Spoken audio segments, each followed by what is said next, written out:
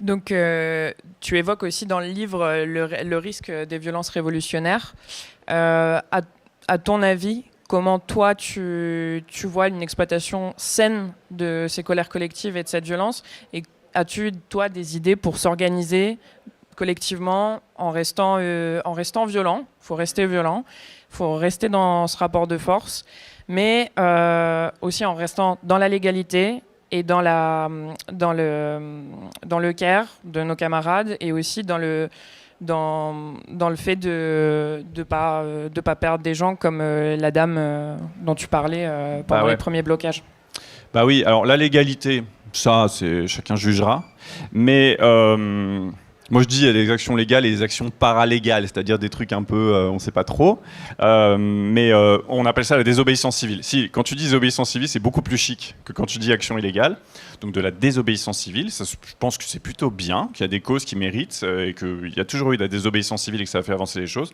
Mais par contre, voilà, ce dont tu parles, c'est un aspect du livre qui est arrivé pendant l'écriture, en fait, qui n'est pas rien dans le livre, c'est-à-dire que bah voilà, vous attendez pas à ce que le livre, ça soit juste, je dis voilà, faut être plus violent, soyons plus violents, à la fin vous le fermez en disant je vais être plus violent. Non, en fait, malheureusement, c'est pas si simple, il y a quand même un problème avec la violence. Je me méfie du terme violence, qu'il est très polysémique, et puis en fait, la violence envers les biens, c'est quand même pas du tout la même chose que la violence envers les personnes.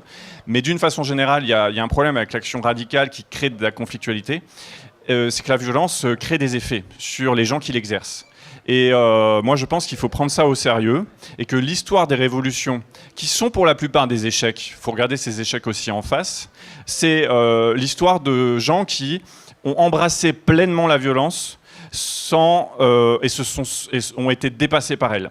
Donc l'exemple paradigmatique, j'ai dit paradigmatique, c'est la Révolution française, évidemment, parce que la Révolution française, c'est une révolution dont la violence a fini par se retourner contre les révolutionnaires eux-mêmes. C'est vraiment une histoire tragique, l'histoire de la Révolution française. C'est-à-dire des gens incroyables qui ont changé le cours de l'histoire sont morts quelques années plus tard sous la guillotine. Parce qu'en fait, au moment de la Révolution française, la violence, et notamment la peine de mort, a été banalisée. C'est pour ça que le livre commence à préambule en rappelant que moi je suis contre la peine de mort en toutes circonstances et que même dans les périodes révolutionnaires, le fait de créer une dérogation qui autorise la peine de mort produira des effets.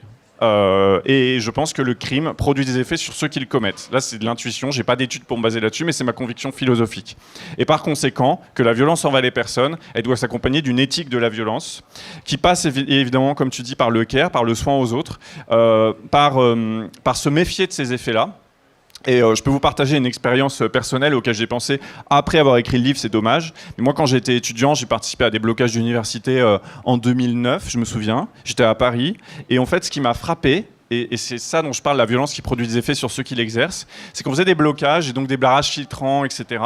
Et en fait, j'ai vu quand même comment le fait de se retrouver en position de bloqueur peut faire de toi un petit flic quand même.